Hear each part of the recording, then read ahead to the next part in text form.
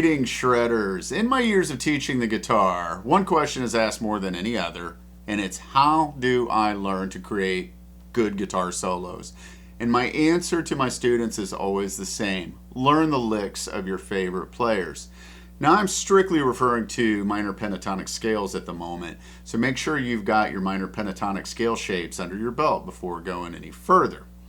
Now, all the pros use what we call cliché licks and patterns. And by building a vocabulary of these licks and patterns, you can start to learn to modify them to create your own unique and original ideas. So grab your guitar, crank it up, and let's get to rocking.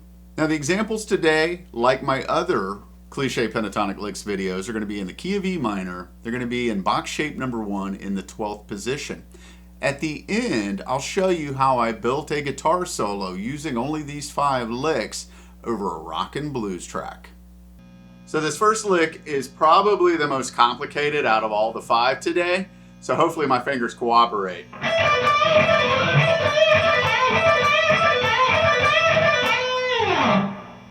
Since we've got 2 notes on the 1st and the 2nd string at the 12th fret, I tend to bar or lay my index finger flat across the B and the E string to help make this one a little bit easier and smoother, like this.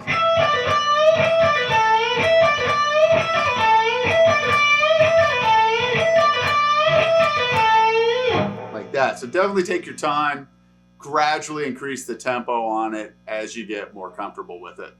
Now, lick number 2 is more like a 16th note triplet pattern that guys like Randy Rhoads used quite a bit. It goes like this.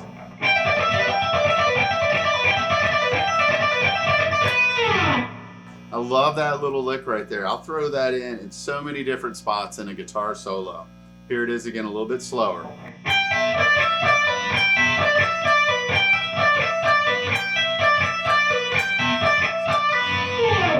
Now, I tend to just do a lot of pull-offs with that one and play it legato, but you could pick every single note.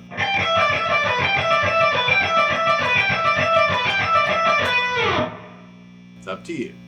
Now, lick number 3 is one that I borrowed from Alan Collins, and you'll notice that in, like, if you watch the other 2 videos I did on Cliché Pentatonic Licks, I love Alan Collins' use of the pentatonic scale. I mean, he found ways to milk that pentatonic scale for everything that he could get out of it. And it goes like this.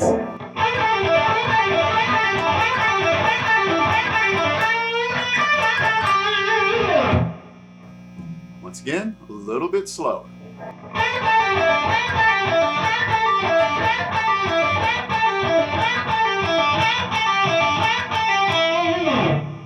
Keep in mind though, when you bend that first note, make sure you mute it out once you hit the top of the bend before releasing the string.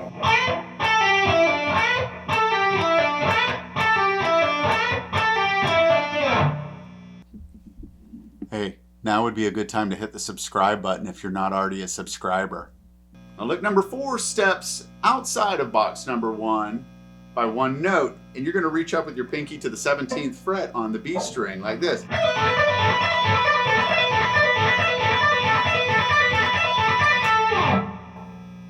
I'm doing pull-offs on that one too to make it sound a little bit more legato, but you could pick every single note.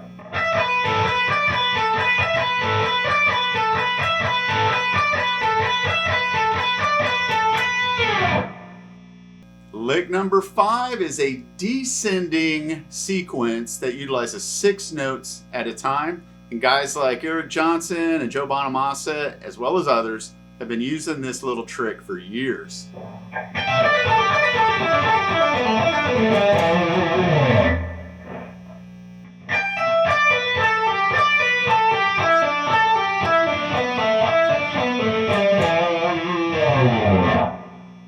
I'm going to show you how I took the 5 licks and chained them together into a guitar solo over a 12-bar blues track. To me, rock and roll is not perfect, so don't strive to be perfect. Strive to be creative. So sometimes some of your best ideas could be because they were happy mistakes.